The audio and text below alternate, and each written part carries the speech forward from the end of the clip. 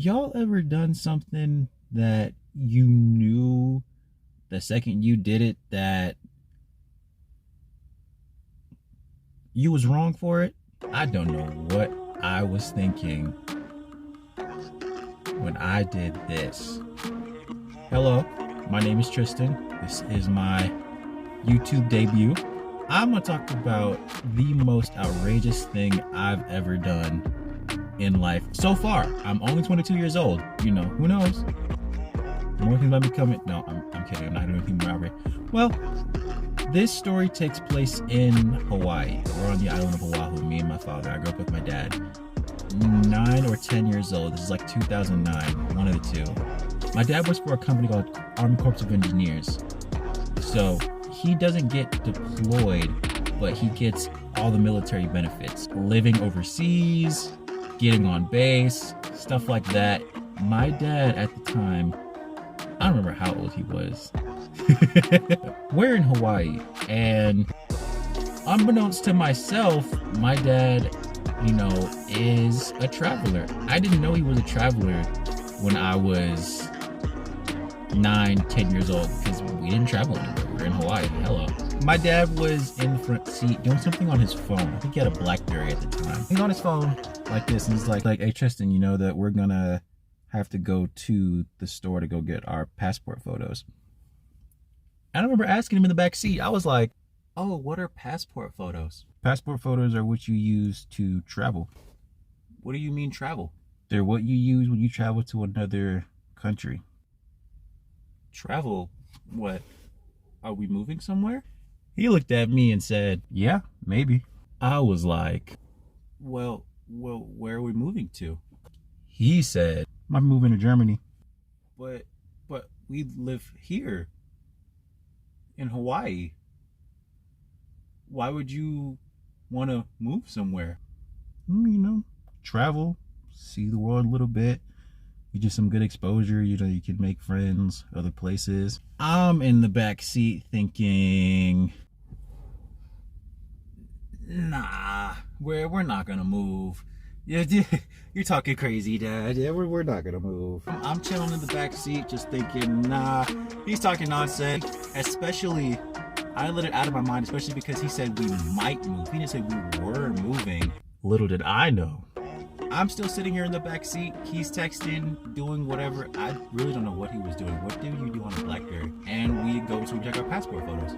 When we get there, I'm a little confused because I don't know anything about passports at all. We went to a store for the photos.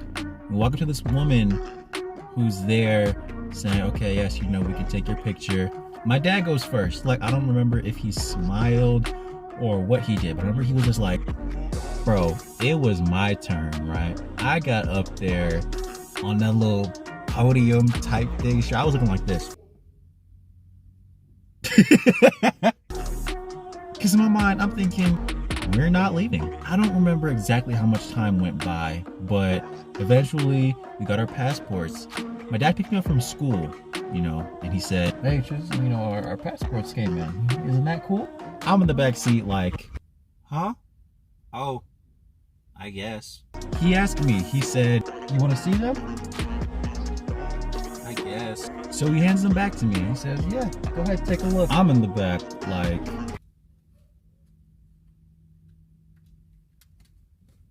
cool.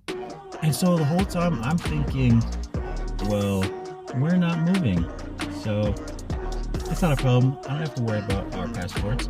So time goes on, and the school I went to at the time was in Hawaii. It was called Fort Shafter Elementary School. At that school, whenever you were about to leave to go move somewhere else, a different state, different school, in my case, another continent, certain teachers of yours would acknowledge you and they would give you a lei. And like sometimes the leis were made of candy, other times it was just a flower lei, a plastic lei, leis made of shells. One day, I'm just sitting in class and the teacher looks at me. She says, all right, class, so as you know, one of your classmates, Tristan, is not going to be here with us anymore. He's moving to another country. And everybody's like, what? What's another country? I'm sitting there looking at the teacher at my desk like, know that? She continues to speak. Make sure you guys give him a good send-off and tell him how thankful you've been for him to be your classmate. Teacher stands up and approaches me. She's got this purple lei in her hands, and she tells me to stand up and come in front of her. I walk up there, you know, sour face, bro. I'm heated. I'm just like, yes. She says, Tristan, thank you so much for having been a part of our class. It was an honor teaching you. First of all, don't lie. I know I'm a pain in the butt. Don't sit here and tell me it's an honor to teach me. And it's been an honor to teach you, and I wish you a very safe travel. But I'm not going nowhere. She says, and this lei is for you. She puts it on my neck. I'm just like, oh, okay, thank you. Class behind me starts clapping. No. And this happens throughout the next week or 2 or 3. A teacher that I had before comes in. They say, oh, you know, it was an honor to have you in my class on this year. Gives me a lei. Another teacher, it was an honor to have you in my class in 4th grade. Gives me a lei. It was an honor to have you in my class in 3rd grade. Gives me a lei. It was an honor to have you in my class in 2nd grade. Gives me, you get it. While all of this is happening, I'm thinking, no, I'm not moving. Stop giving me attention. I'm not going anywhere. Why are y'all giving me these leis? I mean, I'll take attention, but not this type of attention. The final straw for me was when my special ed teacher, Miss Bumungla, came in while I was in my regular class. Miss Bumungla walked in with a lei in her hand, of course, and she said, I'm so sorry, I don't mean to interrupt. There's just something I'd like to do really fast. And of course, my teacher, she's like, oh yeah, absolutely, come on in. I already know what she's gonna do. I'm just sitting there like, Miss Bumungla, if you don't back up. Hey Tristan, so it's been an honor to be your teacher for these past couple of years and getting to know you. And I know that you're gonna have a great time in Germany and getting to see things most people have never seen. Okay, thank you. She says, this lei is for you. Yep, put it on my neck. All right, bye. That is a lime green Honda. Where you get this lime green Honda from? Who lime green Honda is that? I'm sorry, my attention got away from me for a second. Miss Bumungla puts the lei on my neck and she gives me a hug. You know, this is before Verona Kairos, so, you know, you could do that. Oh, that's my neighbor, the person with the lime green Honda. That's a neighbor? Miss Bumungla then hugs me, walks out of the classroom. I'm heated, bro. I'm mad. I sit back at my desk, just not talking to anybody. I'm so mad. I'm not moving, y'all. Eventually kind of registered in my head that, okay, I am moving. I had a counselor at my school because at the time I had anger issues. I don't anymore. Well, I would see her maybe 2 times a week every now and then whenever she requested me. It was especially cool because I got out of classes whenever she wanted to see me, so thank you, counselor.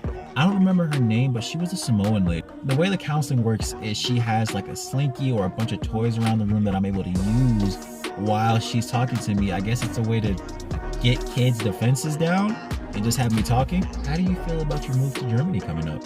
Cool. She said, well, just try to make the most of it, you know? I got home with my dad one day. This is around 10 o'clock at night. I'm already supposed to be in the bed. It's 2 hours past my bedtime. While I'm in my bed, I start thinking, what can I do for us to stay here in Hawaii? I'm racking my brain. And then a bright idea comes to me. The worst thing I've ever done comes to my mind. I start thinking, the passport. To this day, I don't know what compelled me to do it. But I got up, I walked over to where I knew the passports were. It was in this little dresser that we had in my dad's room. He was in his office at the time on his computer doing work. I walked in there, I opened it up, looked at the passport photo, started gently ripping them pages, started gently ripping just the picture out. I didn't want to take out too much because my dad would have seen it. Ripped the photos out of both our passports. Get back in bed and have the best sleep I done had in months, because I'm just laying there thinking, well, we're not moving now because the people on the plane won't let us go, so I'm good. Bro. So I'm telling everyone at school, oh, don't worry, I'm not going anywhere. So my best friend Darius, oh, I'm not going nowhere. Teachers, oh no, We decided to stay. I'm not going anywhere. Don't even worry about it, y'all. I'm not going nowhere. I do this for like a week and some change straight.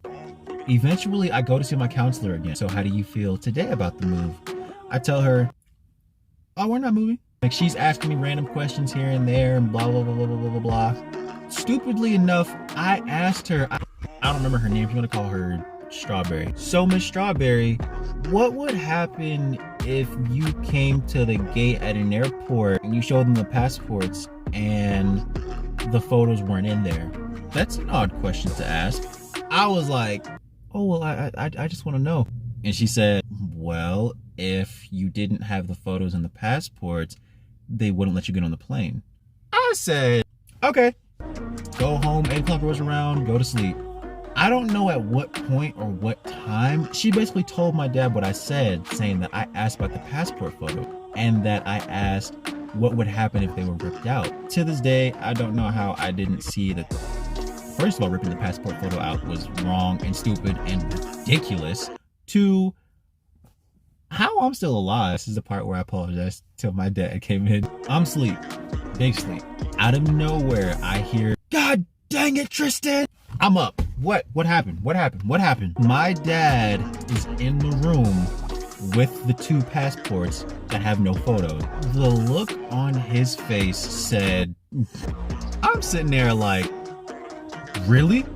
He's livid, bro. My dad is mad. He is so upset. He is livid, bro. He is so mad at me ripping out those photos. I've never seen my dad madder than that, except one other time, but that's a story for another day. That didn't even involve me. I'm sitting up on the bed.